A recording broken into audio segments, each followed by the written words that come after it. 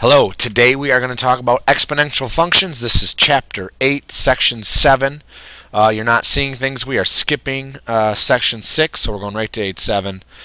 It starts on page 468 and ends on page 473. We got a lot to cover today, so let's get started.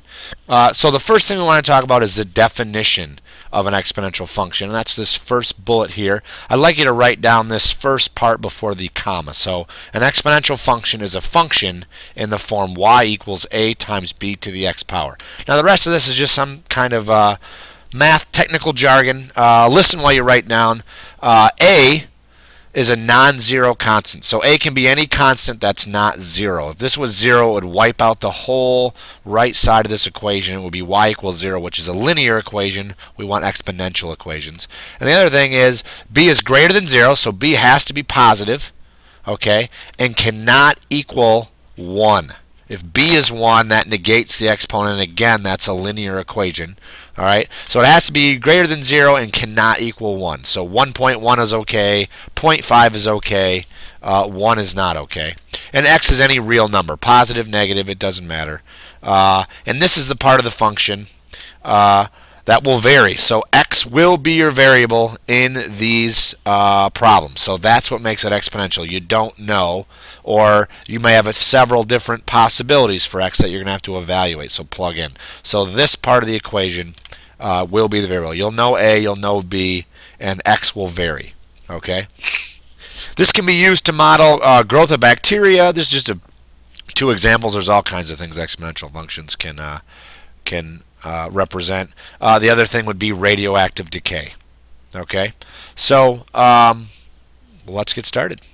Evaluating. This means taking values that you know and plugging them into the function. Remember, we're not going to know the exponent. All right, so let's take a look. Evaluate each function for x equals -2, 3, and 4. So let's take a look at the first one. We really got 3 problems for each problem. I have to plug in a number 3 times. So we're going to substitute x values into each equation.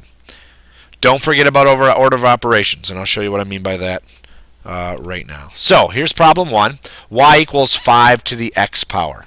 All right. So all I have to do is plug in -2 to where the x is, and that looks like this. 5 to the -2nd, and remember that I have to move negative exponents into the denominator, and then I can square 5. So that becomes 1 over 25. All right. I'm going to do the same thing for 3.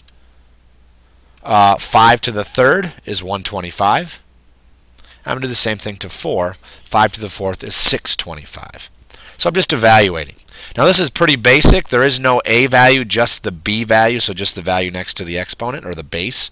Okay, so let's take a look at one that has an a value. So y equals 4 times 3 to the x. This is where the order of operations kicks in. You have to take care of this, 3 to the -2nd or 3 to the 3rd or 3 to the 4th, before you multiply by 4. All right, so let's evaluate it for -2. We're going to plug -2 in for x, and I get 4 times 3 to the -2nd. 3 to the -2nd is 9 in the denominator, so this is 4 times 1/9, or 4/9. Okay. 2, 4 times 3 to the 3rd. 3 to the 3rd is 27. 27 times 4 is 108. And then the last one for 4, 4 times 3 to the 4th. 3 to the 4th is 81. 81 times 4 is 324. Okay, so these are just evaluating functions. Example 1 problems are going to give you 2 or 3 or 4 values. You're going to plug them into the equation for the exponent, and you can use your calculator for these. I don't mind. All right, just make sure order of operations. Take care of the negative exponent, then square or cube, whatever you have to do as you move through the problem. Okay. So really the only thing new to these is that this is called an exponential function. You will not know x. You're going to have to plug values in for x. All the other rules we've practiced. Okay. All right. A real world problem. Some notes for this. Recall, this is our exponential function. Y equals a times b to the x. Okay. To apply this to the real world, I want you to write down these little notes here. A will be a starting amount.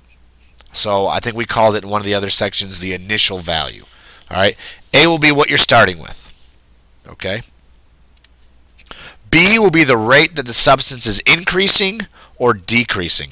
It's increasing if the b-value is bigger than 1. It's decreasing if the b-value is less than 1 but still bigger than 0. So an increasing value might be 1.5 or 10. A decreasing value might be 0.9. Okay? And then hint, they usually use words like double or triple, especially early on in this section. Okay, so if you see the word double or triple, that is your b-value. 2 or 3 would go there. Okay, and then x is an increment of time. For example, every year or every 3 months. I'll give you some examples of those. Okay, so I'll give you a second. We can always just pause this video till everybody gets it written down. Here's a real-world problem. Okay, suppose, and I have these color-coded for a reason. Suppose 2 mice live in a barn. If the number of mice quadruples every 3 months, how many mice will be in the barn after 2 years? Okay, this is an exponential function. I got a few questions for you to think about. The first one, write an equation that represents this situation. Remember, a is our initial value, b is the amount that it's increasing, okay, and x is the amount of time that's gone by. But this isn't quite straightforward because this is every 3 months. We want to know how many after 2 years. So the question you really want to ask yourself, and what your x value is going to be, is how many 3-month cycles are there in 2 years? Okay, the answer is your value for x. So there are 4 3-month cycles in a year, so there are 8 3-month cycles in 2 years. So think 3, 6, 9, 12. That's 4 times I did that. So 3, 6, 9, 12 is 4. That's 4 3-month cycles. Do that for 2 years, you get 8. Okay. So here I'm going to finish this problem. I'm going to show you what the equation looks like. It's y equals. You start with 2. You quadruple every 3 months. Okay. I know that there are 8 3-month cycles in 2 years, so I'm going to plug in 8 for x. I'm going to do this math 4 to the 8th power, then I'm going to double it. The number is pretty big. Y equals 131,072 mice. Okay, that is a lot of mice. All right, let's move on. Now, we're going to graph exponential functions. I don't really have too many tricks for this other than using an XY chart. So we're going to do that to start. This 2 value, if you thought about plugging in 0 for x, so 0 on the x-axis, that's this whole line right here, right? That 2 will be the y-intercept, so we'll have a dot there. That's about the only trick I really have for you other than just plugging these numbers in. So we're going to pick 5 values, -2, -1, so -2, -1, 0, 1, and 2. These 5 values, we're going to get a shape of this graph. I'm going to plug these numbers in. Okay, so if I plug in -2 to the x, I get 2 divided by 9, basically. 2/9 goes right there. So at -2, I'm up not quite halfway. I know that's not the greatest dot, but I want to be able to see the dot. So 2/9. Plugging in -1 would just be 2/3. 2 times 3 to the negative first, bring the 3 down. That's 2/3. There's that a little higher up. Something in the middle of the dot is about 2/3, middle of the dot. Less than half. This one probably could be a little lower. When I plug in 0, 3 to the 0 power is 1, so 2 times 1 is 2, so I'm going to put a dot there. Okay. You're going to notice really quickly these start to increase very quickly. Exponentially they increase. All right. So to the first power, 2 times 3 to the first is 2 times 3, which is 6. Bam. And you'll see this last one I can't even fit on the graph. 3 to the second power is 9. 9 times 2 is 18. So that guy's way up here, off the grid. And then I just connect my dots, which I kind of did. Looks all right. All right. And so exponential functions, ones that are increasing anyway, where this b value is bigger than 1, look like this. So they start really low near the x-axis, and they increase. Okay. All right. So quick checks. I'd like you to work on quick checks 2 and 3a. You can work on those right now. We'll pause the video. Work on them right now. Show your work. Okay. And then after you're finished, we will move on to the next example. Real world number 2. So here, f of x equals 1.25 models the increase in size of an image being copied over and over at 125%. So 1.25 is 125% to the x power. How many times are we actually going to make this copy? Okay, this one's hard to see on the graph as well, but we're going to try it. All right, so we're going to use the values -2, 1, 0 would be your original copy. -1 and 2 would be going back in time 2 copies, and 1 and 2 is the next larger size. So after 1 it would be 125% bigger. After the second copy it'd be a little more than 1.5 times bigger.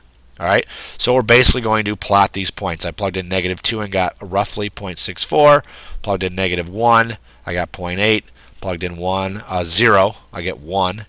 Plugging in 1, I get 1.25, and plugging in 2, I get this number here. So I plot them. So there's the 0.64, the 0.8, really close to 1, but not quite there. The 1, the 1.25, and the 1.56, which again, these aren't making big differences, but eventually it will start to increase. All right, so really kind of the same type of problem as the last one. They're just putting a story to it. All right. Now, this is the last one I want you to work on. Here's one where you're making the image smaller. So this one's going to look a little different. All right, it's going to be decreasing in value. All right, so this is making an image smaller. So the 0.9 to the x power models the new size of an image being copied over and over at 90%. So it's going to get smaller every single time. What I'd like you to do is make your t-chart x and y. All right, let's just pick 0, 1, 2, 3, and 4. Okay, 0, 1, 2, 3, and 4 for my x. Plug those numbers in to get your y. Plot them on your axes here, and then explain why the function in 4 models discrete data. So why I should not be connecting the dots.